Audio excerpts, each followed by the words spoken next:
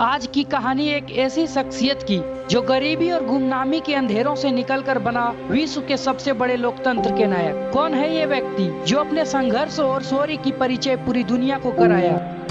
मैं नरेंद्र दामोदर दास मोदी ईश्वर की शपथ लेता हूँ। मैं नया हूँ, आप अनुभवी लोग हैं। आइए कंधे से कंधा मिलाकर के हम चलें और कुछ अच्छा काम कर करके देश के लिए दे करके जाएं। सरकारें आएगी जाएगी, लोग आएंगे जाएंगे, बिगड़ती बनती बात चलेगी। ये देश अजरा अमर है, देश रहने वाला है और देश की पूर्ति के लिए। गुजरात का महसाना जिला का एक छोटा सा नगर वडनगर ऐतिहासिक व्यापार केंद्र भी रह चुका था। वडनगर में ही था नरेंद्र मोदी के घर में था 6 भाई बहन, जिसमें नरेंद्र मोदी तीसरे थे। नरेंद्र मोदी का जन्म 17 सितंबर 1950 को हुआ। उनके पिता वडनगर के रेलवे स्टेशन पे चाय के दुकान चलाते थे। स्कूल के बाद नरेंद्र मोदी पिता की मदद किया करते थे। बचपन से ही नरेंद्र मोदी सबसे आगे रहते थे। बड़ा होकर आर्मी बनना चाहते थे।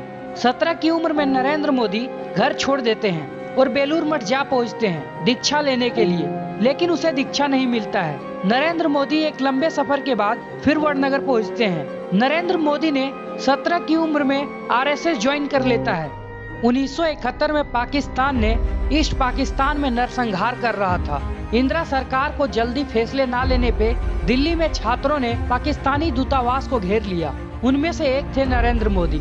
इंदिरा गांधी ने पाकिस्तान के खिलाफ प्रदर्शन करने वाले छात्रों को हिरासत में ले लिया।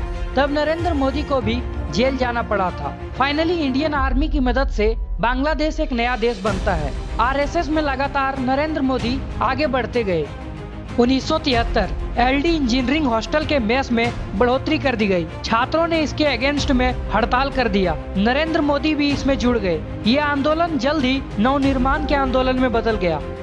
12 जून 1975 गुजरात हाई कोर्ट ने इंदिरा गांधी को 1971 की इलेक्शन में सरकारी तंत्र की दुरुपयोग में पाई गई। इंदिरा गांधी को 6 साल के लिए इलेक्शन लड़ने से प्रतिबंध लगा दिया गया, लेकिन इंदिरा गांधी ने 25 जून 1975 में पूरे देश में इमरजेंसी लगा दी। राष्ट्रपति जी ने आपातकाल की घोषणा की है। राष्ट्र की अखंडता के लिए कठोर कार्रवाई करना जरूरी है। मैं आपको ये विश्वास दिलाना चाहती हूँ कि इस नए आपातकाल की घोषणा से कानून प्रिय नागरिकों के अधिकारों पर किसी प्रकार से असर नहीं पड़ेगा और लोगों की राइट्स को छीन लिया गया। न्यूज़पेपर पे सेंसरशिप लगा दी गई। न्यूज़पेपर में सरकार के खिलाफ एक भी शब्द नहीं लिखना था। लोगों की जबरन नसबंदी कराई जा रही थी। जेपी नड्डा, मोरारजी देसाई, अटल बिहारी वाजपेयी, लाल कृष्ण आडवाणी जैसे नेताओं को जेल में बंद कर दिया गया।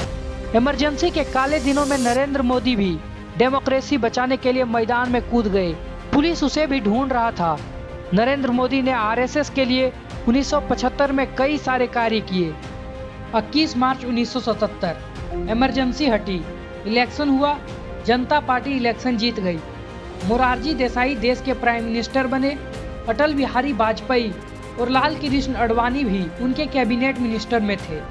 नरेंद्र मोदी को इस काले अध्याय पे गुजरात में जो हुआ उस पे बुक लिखने को कहा गया।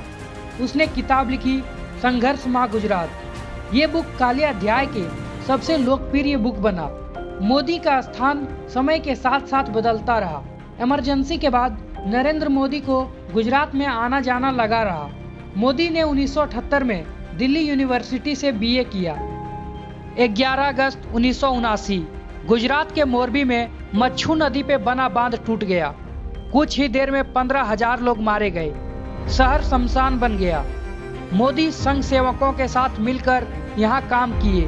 2 महीने के अंदर एक बार फिर शहर खड़ा हो उठा। इस घटना के 2 हफ्ते पहले ही मोरारजी देसाई के जगह चौधरी चरण सिंह प्रधानमंत्री बन चुके थे, लेकिन उनका भी सरकार 6 महीने तक ही चला। 3 साल में ही जनता पार्टी की सरकार गिर गई। जनवरी 1980 में इंदिरा गांधी फिर से एक बार सत्ता में लौट गई। 6 अप्रैल 1980 में जनसंघ के नेताओं ने मिलकर बीजेपी का निर्माण किया। 1981 में तमिलनाडु के मीनाक्षीपुरम में बड़े संख्या में दलित परिवार को इस्लाम धर्म में परिवर्तन कराया गया। इस घटना से देश भर में हाहाकार मच उठा।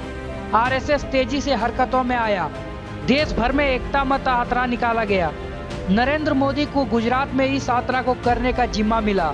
31 अक्टूबर 1984 को इंदिरा गांधी की हत्या के बाद कांग्रेस को बम्पर जीत हासिल हुई। बीजेपी को सिर्फ 2 सीट मिली। बीजेपी को मजबूत करने के लिए आरएसएस से अच्छे प्रचारकों को पार्टी में भेजा गया।